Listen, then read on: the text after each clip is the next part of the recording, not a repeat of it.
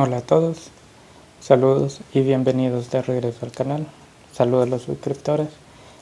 Antes de empezar el recapitulatorio me gustaría ir sobre mencionar algunas cosas, ya que me parece que en párrafo 107 a 108 en adelante agrego un tema de un país que solo vagamente lo menciono en el párrafo, pero en este caso vamos a tomarnos un poco más tiempo y mencionar cómo el desarrollo ha tenido en el caso de la labor, cómo se ha visto, y nosotros difícilmente comprendemos esto porque esto no es parte de nuestra historia, esto no lo hemos visto, pero en el caso del momento que recibimos un sueldo, eso nos hace parte de esa historia, empezar a entrar a esa historia. Entonces, aunque no la tengamos, también es necesario saber cómo ese historial de cómo se ha pasado eso y cómo se ha tenido derechos como trabajadores. Y agrego esto en el caso de Estados Unidos, que fue uno de los países donde la esclavitud tuvo una gran disputa, y también muestra cómo tenemos cierta similaridad en el desarrollo de la historia.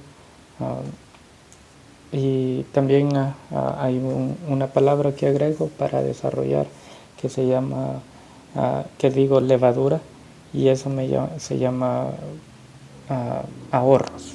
En otras palabras, es tener ahorros, que sabemos que la levadura incrementa cuando se dan las condiciones apropiadas, decompone los azúcares y genera CO2 en el paso. Así que cuando me refiero a levadura en el bolsillo, quiere decir que a la gente le queda más dinero para ahorrar y poner ese dinero a trabajar en una forma de hacer un negocio, o ahorro, como por decir así, para fundar la escuela de sus hijos, pagar la educación. Entonces, eso sucede cuando se puede ahorrar dinero. Cuando no se ahorra dinero, es difícil que eso vaya a suceder. Entonces, se depende a la escuela pública, y aún así podemos ver el carácter que puede tener la escuela pública, la profesionalidad con lo que los estudiantes salen, tiene mucho que ver también con esto. Así que sin mucho que decir, solo quería mencionar esas dos cosas que tener en mente cuando lleguemos a esa parte. Así que comenzamos. Párrafo 101. Es vital saber quién nos cuenta nuestra historia, al igual la explicación de cómo hemos llegado a tener lo que ahora tenemos. Por razones ya elaboradas, entendemos que ni el individuo que se hace llamar racional, los grandes moralizadores del feudalismo, en la realidad buscan someter al individuo a una condición indefensa, a falta de tener algo mejor, para generar sociedad, mitigar violencia en contra de los sentidos, es lo que se implica. Párrafo 102. Esta violencia detrás de la moralidad es tan natural como la del reino animal, pero en adición a la racionalidad humana también está la del, por falta de mejor palabra, el sádico, que deriva un placer del pasado en el sufrimiento para acertar su opinión. Abro una pregunta. ¿Qué tanto hemos aprendido de haber lavado nuestra historia salvadoreña con sangre mestiza, aborigen y todo por entremedio, por igual? Cierro la pregunta. Desde la concepción del nombre y apellido de la República, el principal objetivo de la educación tendría que haber sido de reconocer estas nociones históricas que remarcan los motivos que nos hace llamarnos personas. ¿Qué tal justas? ¿O somos demasiado justos? Es como una pregunta en forma de sarcástica. Esto si damos crédito al largo trayecto que hizo la balanza a cruzar el Atlántico, contrario al entendimiento del resto del globo, deberíamos ser sinónimos de justicia. La realidad muestra que este nombre nos queda muy pero muy ancho. ¿O me equivoco? Párrafo 103. Como se menciona antes, todo lo contrario se dio a los márgenes del mundo conocido. Por herencia, la violencia y la necesidad de rivalizar la falta de poder bruto con este otro mundo imperial nos entrinchó a los pies del volcán para repetir la metodología. Así como manipulan, también fueron manipulados. Por ejemplo, los senadores de la antigua Roma y sus tratos oscuros causaron miles de muertes y pérdidas para los mismos romanos. Y las versiones modernas, los llamados padres y madres de la patria, contribuyeron a que se canibalizara en forma similar el país. Consecuentemente, con cada muerte y pérdida de identidad, aseguraron el legado hedonista para el estado retrógrado que nos caracteriza como tercermundista. Claro, debería no asombrarnos que esta historia nacional esté plagada con cicatrices llamadas atropellos, los aprovechados, los mutilados, los baleados, los ejecutados, los encarcelados, los violadores, los asesinos, los encarcelados injustamente, etcétera, etcétera, etcétera. Ya que nuestra realidad nos mitiga a hacer esto para perpetuarnos. O, abro pregunta, sobrevivir. Cierro pregunta.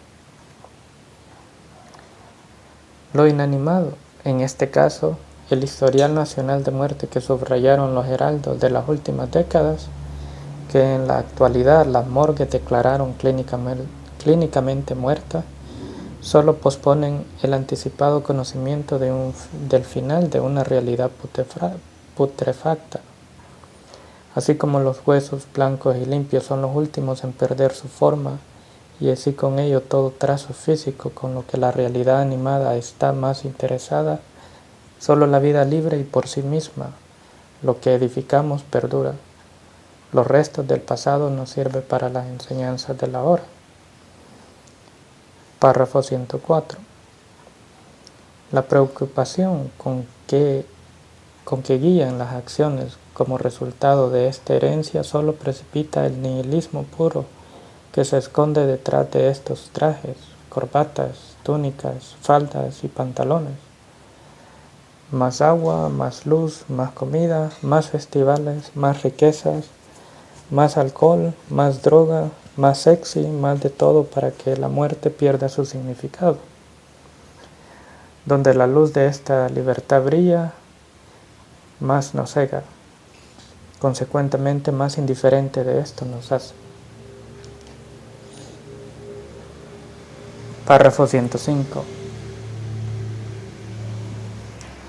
La racionalidad común, al presumir que la justicia opere en esta condición, aparte de continuar el ciclo ya mencionado, por ser foránea a nuestras tradiciones y legado histórico, que es y fue fomentado en nuestro ser, el ser justo funciona en contra de nosotros mismos.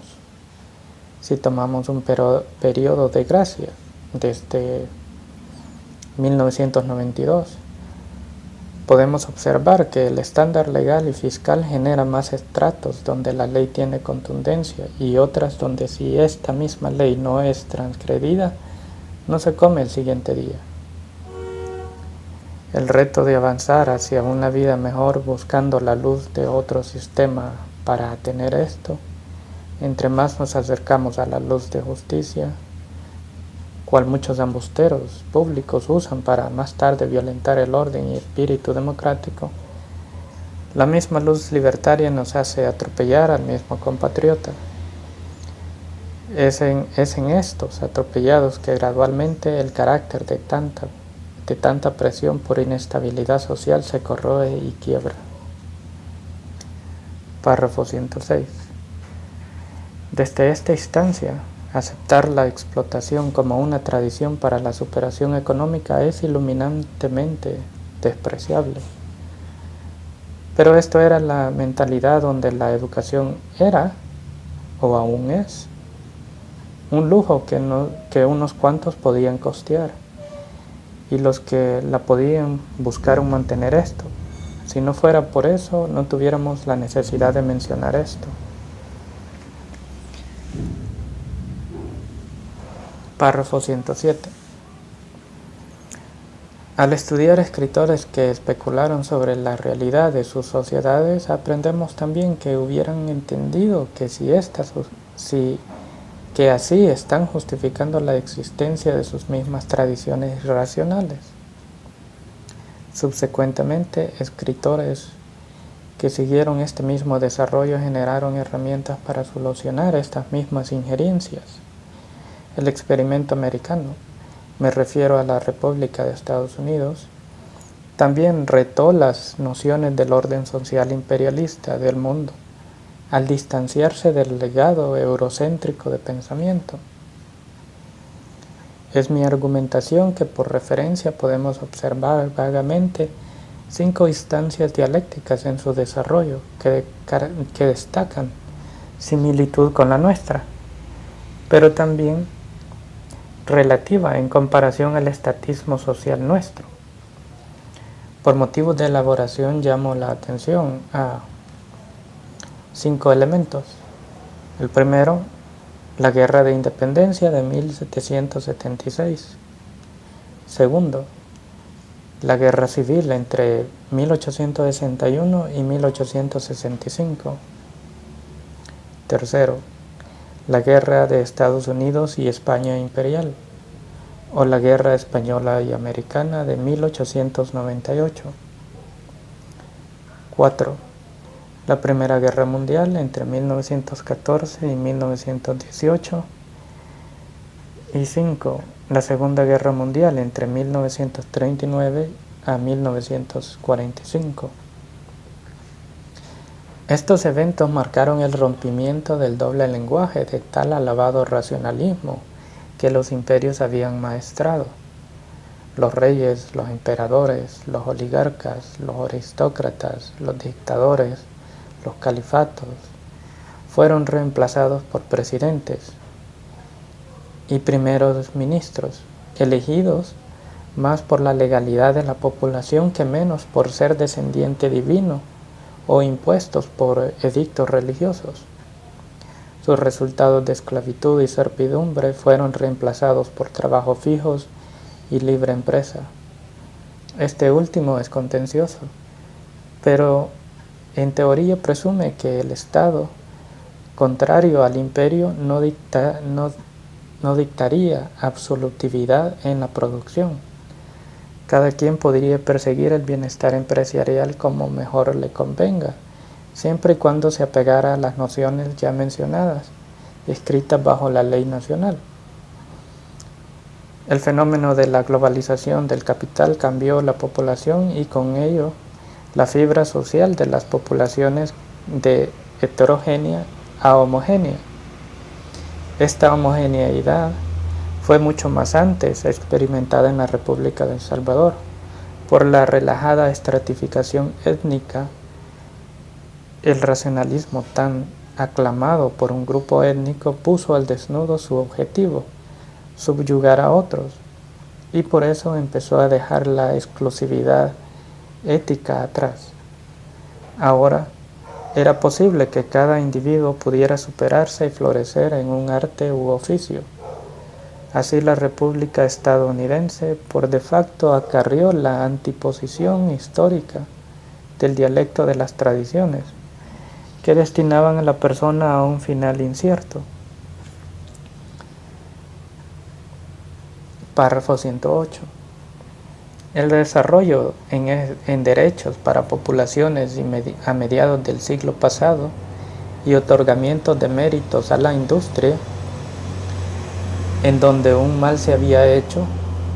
Por ende, el racionalismo del Estado también reconoció que podía actuar en contra del bienestar industrial e individual. De este modo, las Cortes fueron los mecanismos para resolver estas contradicciones.